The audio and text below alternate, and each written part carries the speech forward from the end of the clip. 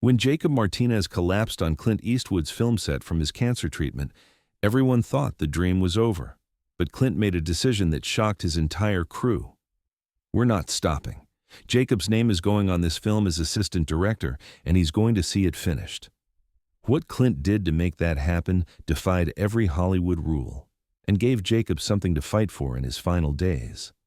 Jacob Martinez was 19 years old when he received two pieces of life-changing news in the same week. The first came from UCLA's film school, rejected.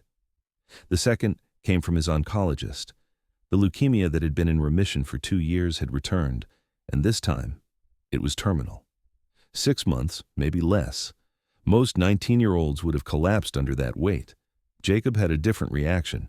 He sat down at his laptop in his parents' small apartment in Riverside, California, and he started writing letters to every filmmaker whose work had ever moved him. He wasn't asking for money or sympathy.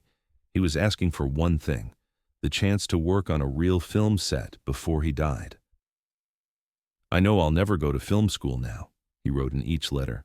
"I know I'll never have a career in this industry, but I've spent my whole life loving movies, studying them, dreaming about making them. If I could just be on a real set for even one day, if I could see how it actually works, I could die knowing I got close to the thing I loved most." He sent 43 letters. He got 42 polite rejections from assistants, or no response at all. The 43rd letter went to Malpazzo Productions, addressed to Clint Eastwood. 3 days later, Jacob's phone rang. It was Clint himself. "Jacob, I got your letter. Tell me about the films you love." For 20 minutes, they talked about movies. Not about cancer, not about dying, just about the craft of filmmaking. Jacob talked about how he'd studied every frame of Unforgiven, how he'd watched the behind-the-scenes features of Mystic River until he'd memorized them, how he understood that directing wasn't about ego, it was about serving the story. Then Clint said something that made Jacob's mother, who was listening from across the room, start crying. "I'm starting production on a new film in 2 weeks. It's about real heroes, guys who stopped a terrorist attack on a train in France. I'm using the actual guys, not actors, to play themselves. It's going to be challenging, and honestly, I could use someone who understands my work to help on set. How do you feel about being my assistant director?" Jacob thought he'd misheard. "Assistant director? Mr. Eastwood, I've never worked on a film. I don't have any experience." "You've got something more important than experience," Clint interrupted. "You've got passion, you've got knowledge, and you've got a perspective on what matters that most people in this industry have lost.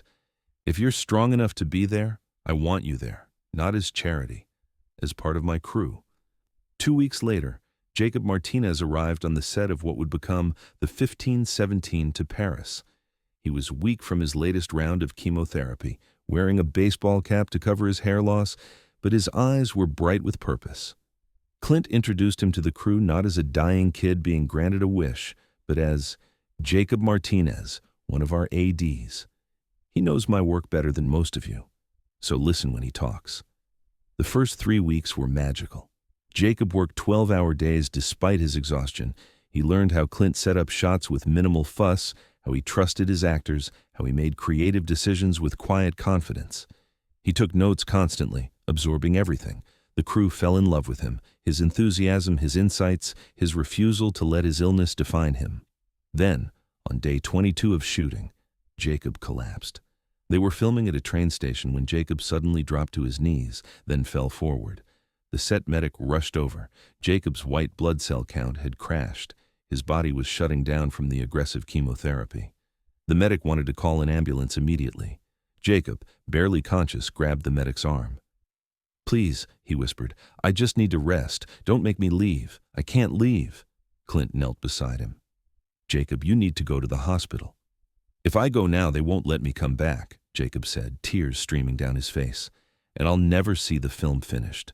Please, Mr. Eastwood, please let me stay." The medic pulled Clint aside. "He needs emergency care. His immune system is compromised. If he catches anything here, it could kill him faster than the cancer." Clint looked at Jacob, then at his crew, then back at the medic.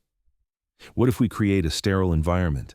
What if we bring in medical staff, set up a private space where Jacob can rest between takes, monitor him constantly?" That would be incredibly expensive and complicated. I didn't ask if it was expensive or complicated, Clint said firmly. I asked if it would work. What happened next had never been done in Hollywood history. Clint halted production for 2 days and brought in a medical team to transform a production trailer into a mini hospital room. He hired 2 nurses to be on set full-time. He restructured the shooting schedule so Jacob could work in shorter shifts with mandatory rest periods. He installed an air filtration system. He required anyone who came near Jacob to wear masks and use hand sanitizer. The studio executives called Clint, concerned about the delays and the costs. Clint's response was simple. We're not stopping.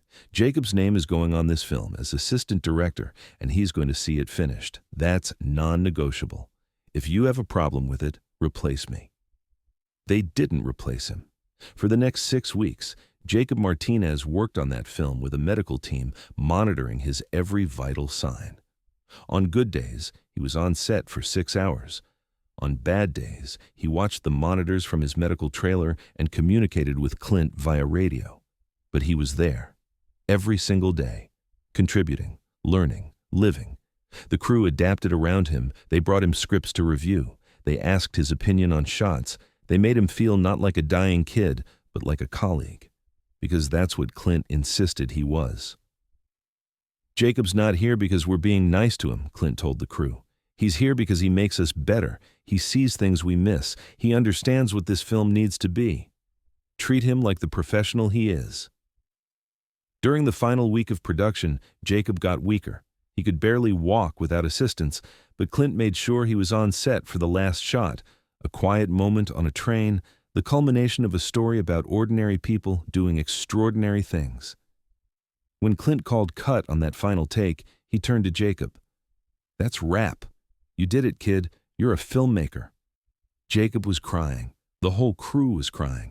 They'd just watched a 19-year-old with terminal cancer complete a major Hollywood film as assistant director. But Clint wasn't finished. In post-production, Jacob was included in every decision. Clint sent him rough cuts to watch.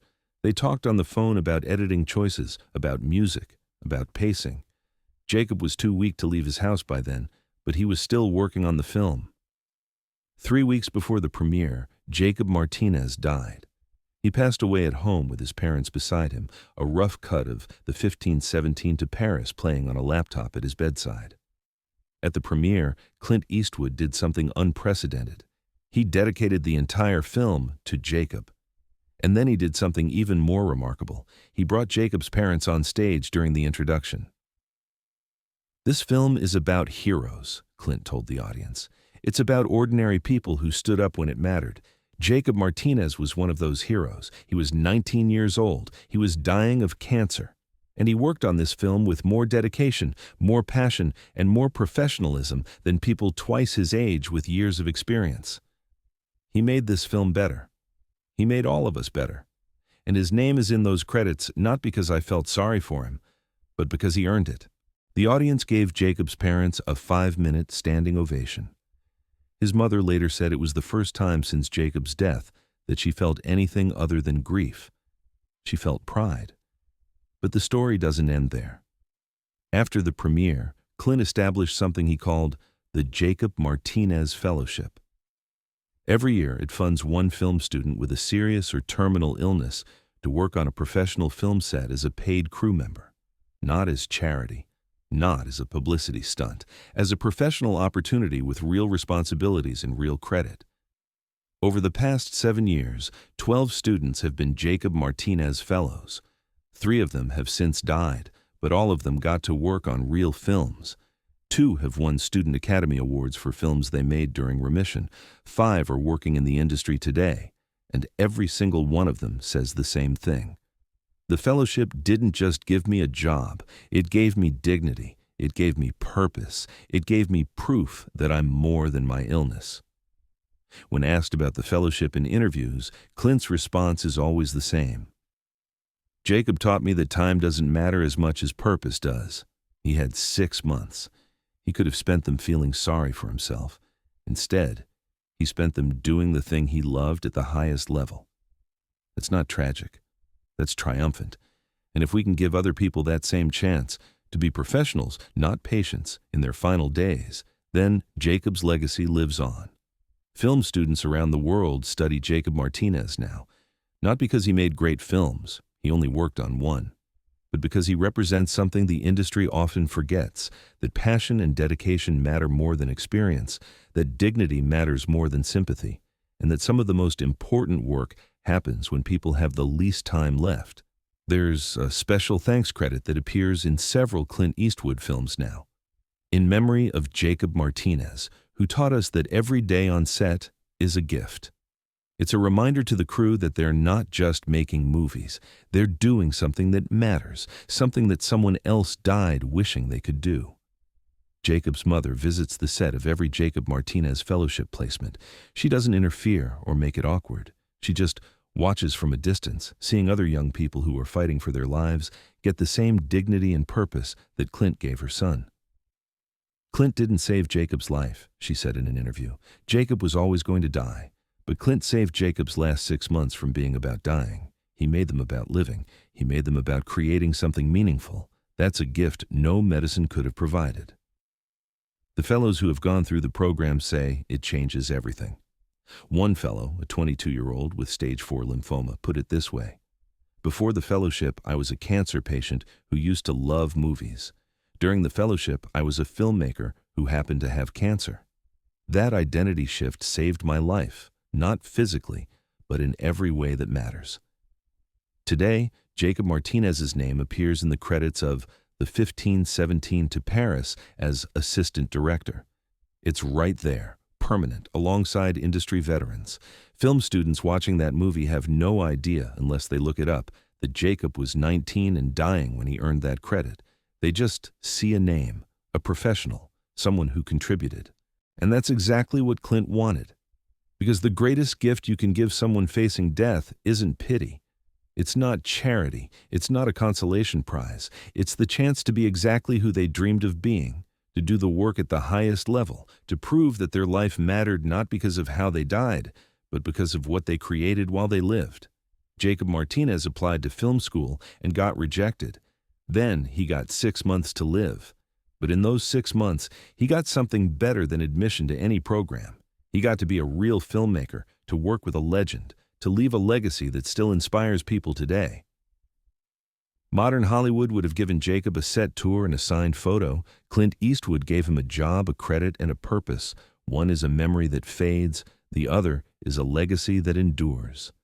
If this story of purpose in the face of death, dignity over sympathy, and the power of treating people as professionals rather than patients moved you, make sure to subscribe and hit that like button.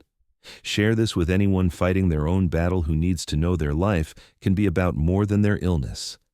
Have you ever been given the chance to be who you really are when others only saw your limitations? Share your story in the comments. And don't forget to ring that notification bell for more incredible true stories about what matters when time runs out.